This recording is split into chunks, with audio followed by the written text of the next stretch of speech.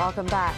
Teen pop star Justin Bieber was arrested in Florida yesterday on a drunk driving charge after he was caught drag racing in a Lamborghini. The 19-year-old Canadian singer was also charged with resisting arrest in what could result in a 6-month jail term. Sonia Otero reports.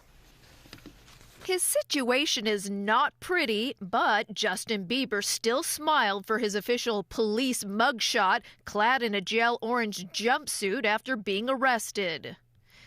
It was just past 4 a.m. when police nabbed Bieber and R&B singer Khalil Amir Sharif drag racing. Bieber was in a yellow Lamborghini and Sharif a red Ferrari. Oh, Amanda, what are you doing? Justin's gonna get. Oh my God, he's gonna get in a crash. Please, let me. Oh my God, Justin just got pulled over. Justin got pulled over. Miami cops say he was clearly wasted, and while resisting arrest, he used profanities. Ignoring the usual rule to say nothing when arrested, Bieber is said to have admitted to a list of punishable crimes. During the investigation, Mr. Bieber made statements that he had consumed some alcohol and that he had been smoking marijuana and consumed some prescription medication. Upon his release from jail, amid the screams of "We love you, Justin," an unfazed Bieber climbed on top of an SUV to greet his fans. Even if their once wholesome Christian teen idol has turned bad boy, fans are still supporting him. I know he did a mistake, but everybody makes mistakes. But some parents were disgusted. You're wasting a life, man. I got a message for him. Do something good. This and a barrage of other legal predicaments prove stars can shoot to fame just as fast as they can spiral downward. Have a rude awakening this time around and realize that his brand, his career, all of his fans will be affected by this arrest. His arrest could also put him at risk of being deported or denied entry into the U.S. His attorneys are now fighting to keep him out of jail. Smart move. There's no telling how long this pretty face could last behind bars. Sonia Otero, TVB News. At least 5 people were killed when a fire raged through a senior's home in the Canadian province of Quebec. With 30 people still missing, the death toll is expected to go up substantially as police sift through the ruins. Many of the missing were wheelchair-bound. With temperatures of -20 Celsius, equipment froze and firefighters' water was freezing almost on contact with the building. About 20 people were rescued from the home, which had only a partial sprinkler system. And back locally, the Society of Jesus had previously planned to build a private liberal arts university at Queen's Hill in Fanling. But after the government decided to rezone the land for public housing, the society is now looking into purchasing a site on an abandoned island in Sai Kung. Rani Samtani reports. 3 years ago, the Education Bureau reserved a plot of land on Queen's Hill to build a private university. The Society of Jesus was one of the organizations that expressed interest in the project. However, the site was recently rezoned for residential use. We're disappointed, though we are not totally surprised, because we have been hearing from different sources that the purpose of Queen's Hill may be changed. It means the commitment of the Hong Kong government on higher education, are they still remaining the same, or are they? We hope that they are not decreasing the interest or trying to veer away from higher education. The society is now thinking about buying a plot of land on Yim Tin Tsai, a small offshore island in Sai Kung. It was once inhabited by villagers who lived on fishing and salt farming, but all the villagers moved away in the late 1980s. St. Joseph's Chapel is the only notable feature that remains on the abandoned island. And about 80 to 90% of the villagers, they do think it's a good idea to have a university here, but we throw a lot of questions for them to think about it. The society plans to build a university for up to 1,500 students. While the Education Bureau has projected a drop in the number of college students for the next several years, Father Chow says he's not worried about enrollment. He expects to enroll around 400 students in the first year. And he said the society will continue to explore the feasibility of other sites. The society's council will be meeting next month to discuss purchasing the plot in Yim Tin Tsai. It is a 15-minute boat ride to Yim Tin Tsai from Sai Kung Pier. Father Chow said if the school is to be built on the island, he hopes the Education Bureau will help to facilitate a regular ferry service for students. Rani Samtani, TVB News. Public consultation on standard working hours will begin next week. It'll gauge the views of employers and employees, especially those involved in sectors that feature long working hours. Joao da Silva reports. The Standard Working Hours Committee has been accused of dragging its feet over what's described as delaying tactics by the business sector. But at its fifth meeting today, it finally approved a timetable for public consultation. Well, the main issue of the first round, if I could use that word, of consultation is to collect widely collect views from diverse groups of people, from the general public, from the employers and the employees. That's due to start next Tuesday. The government's Committee on Standard Working Hours will hold 3 consultation sessions with employers' associations and labour groups. And from April to June, the committee will meet with other groups such as those from the catering and retail industries and the community at large. It wants to come up with a report on the economic feasibility of statutory working hours and the impact on salaries. It's only after when we collect all the views, watch it, then we can have some general idea how to move forward. So it will be very difficult for me now to say the future timetable.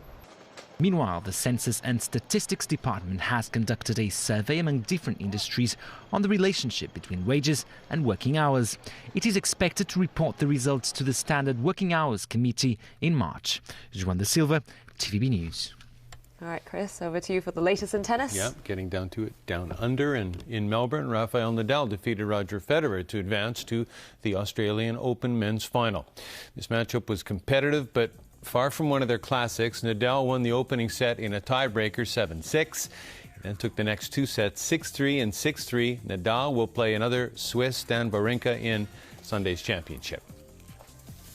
Tiger Woods fired an even par 72 at the PGA Tour event in San Diego. The world number 1 is playing in his first tournament of the new season. Here's Jameson Wong.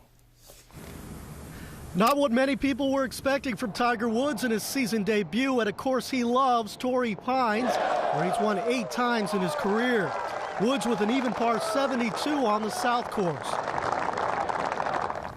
Rival Phil Mickelson played his first round on the easier North course. Lefty carded a 369. However, he may have to withdraw due to a back issue. Tiger now on his so-so start. Even par right now is probably put me maybe probably about 1 or 2 shots under par on the South course, about below the average, and I think probably over the North course average is probably about 3 under par or so, somewhere around there. So I think it's got to be playing at right around 3 shots easier. So I'm gonna have to go out there and get it a little bit tomorrow to not be so far behind come Saturday or Sunday. Stewart Cink leads at 8 under after a 64 on the friendlier of the 2 courses. The 40-year-old leads by 1 over fellow American Gary Woodland. Shot of the day from another Stewart, Stuart Appleby, who holes out from the fairway. Jameson Wong, TVB News. To basketball, and normally this would be a must-see matchup in the NBA, Miami versus LA, but injuries have ravaged the Lakers. And the Heat have their own issues, with critics questioning their effort in the regular season. Chris Bosh led Miami with 31 points. LeBron James added 27 points and 13 boards. The Lakers, who are still waiting for Kobe Bryant's return, got 22 points each from Jody Meeks and Pau Gasol. Final score, the Heat 109, the Lakers 102.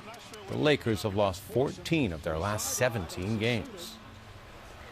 And finally tonight, the Lunar New Year is just a week away, but one of its prettiest traditions, peach blossoms, might not be blooming in time. No thanks to the prolonged coast spell. But not to worry, if you can't find luck and love, you can still ask for your fortune at the Wong Tai Sin Temple. They're supposed to bring people luck and love. And a lot of people would quite like that. So this nursery in Yunlong planted more than 800 peach blossoms to meet demand this year. In the sea of trees, there are plenty of buds, but most of them haven't started blooming yet. And the nursery's owner says they're probably not going to do so in time for the Lunar New Year. It's been cold for too long. Even the world's most experienced gardeners can't change nature.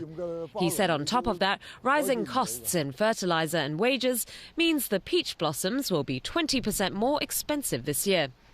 Or you could ask for your fortune at the Wong Tai Sin Temple. As it's tradition for some people to fight for the first spot in the temple, it will be open overnight on the last day of the lunar calendar for people to pray for good luck. Last year, visitor numbers hit 1.1 million during the Lunar New Year period.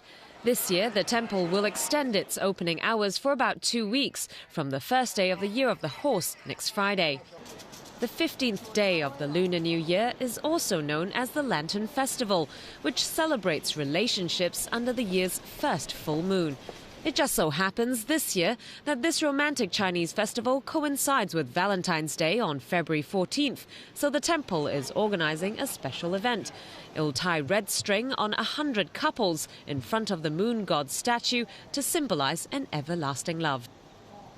There's plenty of fun times for Chinese New Year. Yeah. That's the news for tonight. Thanks for watching. Good night.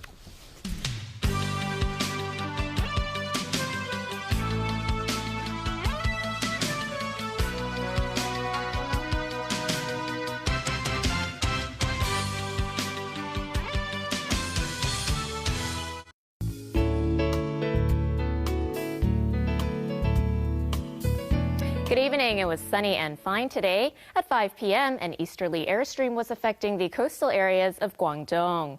And today's temperatures ranged from 12.9 to 18.5 degrees, and the relative humidity was between 65 to 85%. The current temperature is now standing at 16.2 degrees Celsius, and the relative humidity is 82%. So, Freddie, how's the weather tomorrow?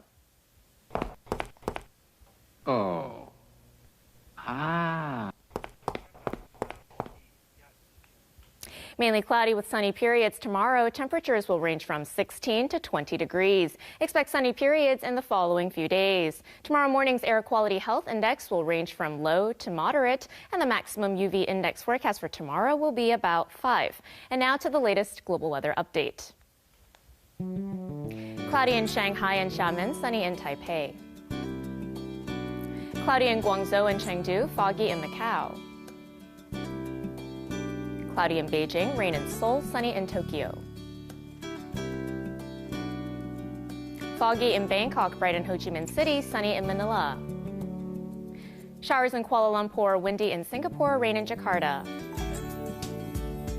Foggy in New Delhi, bright in Karachi and Mumbai. Sunny in Cairo, bright in Nairobi. Rain in Brisbane, showers in Sydney and Melbourne, sunny in Auckland. Cloudy in Toronto, snow in New York. Foggy in Vancouver, sunny in San Francisco, bright in Los Angeles. And it's cloudy in London, Frankfurt, and Zurich, rain in Paris and Amsterdam.